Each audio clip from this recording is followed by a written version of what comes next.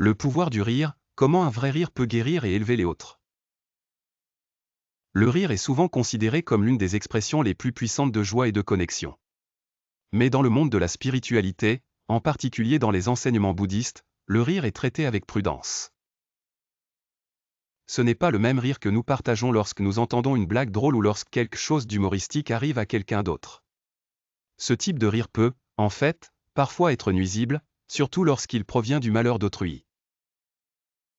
Dans la vidéo d'aujourd'hui, nous allons explorer la véritable nature du rire à travers le prisme des enseignements bouddhistes, en nous concentrant sur la manière de cultiver un rire qui élève plutôt que de rabaisser. Et pourquoi il est important de comprendre la signification plus profonde de cette émotion humaine simple mais puissante. Le rôle du rire dans la connexion humaine. Le rire est un langage universel. Il brise les barrières, allège l'atmosphère et rapproche les gens. Dans la plupart des situations sociales, le rire signale que nous sommes à l'aise, connectés et que nous apprécions le moment. Mais à quelle fréquence rions-nous aux dépens de quelqu'un d'autre? Combien de fois nous sommes-nous retrouvés à rire lorsque quelqu'un trébuche ou fait une erreur? C'est une expérience humaine courante, et elle découle souvent d'un sentiment de supériorité ou de la croyance tacite que nous sommes meilleurs que celui qui a failli. Cependant, dans la vision bouddhiste, ce type de rire est considéré comme nuisible. Rire des échecs des autres peut perpétuer un sentiment de jugement et de séparation entre nous. Cela favorise une attitude de mépris envers les autres plutôt que de les accueillir avec gentillesse et compassion. Nous sommes rappelés que le vrai rire doit venir d'un lieu d'empathie, de compréhension et d'amour, plutôt que d'un lieu de critique ou de moquerie. Rire pour réconforter, pas pour se moquer. Lorsque nous rions pour réconforter quelqu'un, cela a un but guérisseur. Dans les enseignements bouddhistes, la compassion est un élément clé de la pratique spirituelle. Rire pour alléger la douleur de quelqu'un, alléger son fardeau ou apporter de la joie à son cœur est une expression de vraie bonté. Il s'agit d'utiliser le rire comme un outil pour élever les autres, pour leur faire sentir qu'ils sont soutenus, et pour leur rappeler que la vie est pleine de hauts et de bas, et qu'il est normal d'en rire. Imaginez quelqu'un qui a connu un échec. Ils peuvent se sentir embarrassés ou honteux. Dans un tel moment, au lieu de rire de leur erreur, nous devrions offrir un sourire ou rire avec eux. Ce rire est différent. Il ne s'agit pas de rabaisser leur expérience, mais plutôt de montrer que tout le monde fait des erreurs, et que c'est une partie du parcours de la vie. Il s'agit de partager leur expérience humaine, de l'embrasser ensemble. Lorsque vous riez de cette manière, vous aidez à dissoudre la tension, à réduire leur stress et à leur offrir un moment de répit.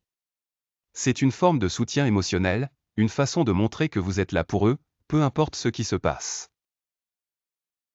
Et ce type de rire n'est pas seulement guérisseur pour l'autre personne, il est aussi bénéfique pour vous. L'acte de rire avec quelqu'un d'autre, plutôt que de lui, favorise des liens plus profonds, renforce les relations et crée un sentiment d'humanité partagée. Le danger du rire forcé. Il existe une autre forme de rire dont nous devons nous méfier, le rire forcé. Cela se voit souvent dans le monde de la comédie ou du divertissement, où les gens rient non pas parce qu'ils trouvent quelque chose de vraiment drôle, mais parce qu'ils estiment que c'est attendu d'eux. Le rire forcé peut également se produire lorsque quelqu'un essaie de cacher ses propres insécurités ou son inconfort.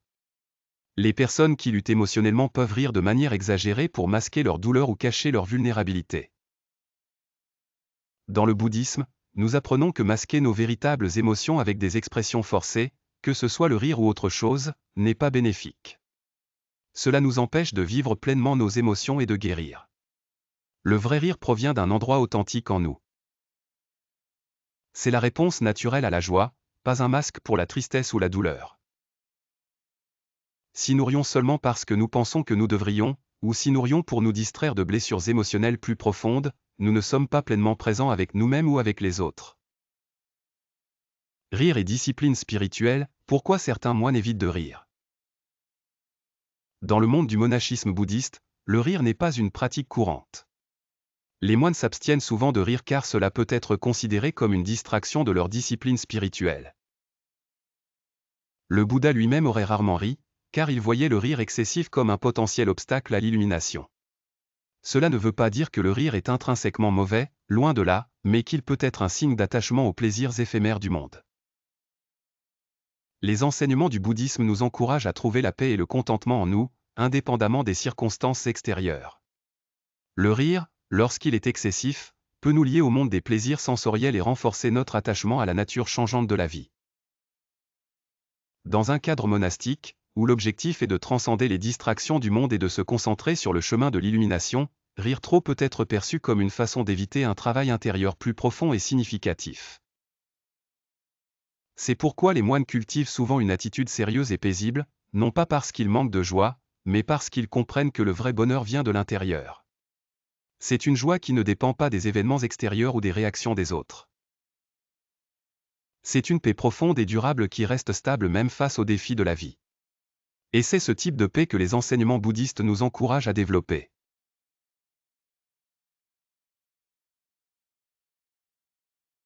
Alors, comment pouvons-nous cultiver un rire à la fois positif et bénéfique? La clé est la pleine conscience.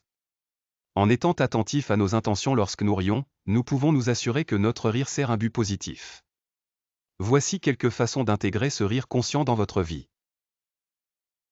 Riez avec les autres, pas d'eux. La prochaine fois que quelqu'un partage une histoire ou une blague, riez avec lui, pas de lui. S'il fait une erreur, au lieu de rire à ses dépens, offrez-lui un sourire de soutien et de compréhension. Ce changement de perspective peut transformer vos relations.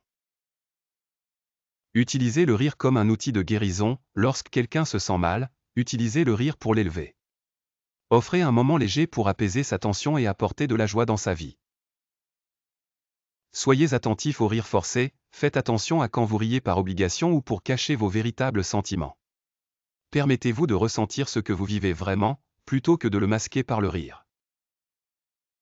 Embrassez la joie silencieuse du rire. Tous les rires n'ont pas besoin d'être bruyants ou extravagants.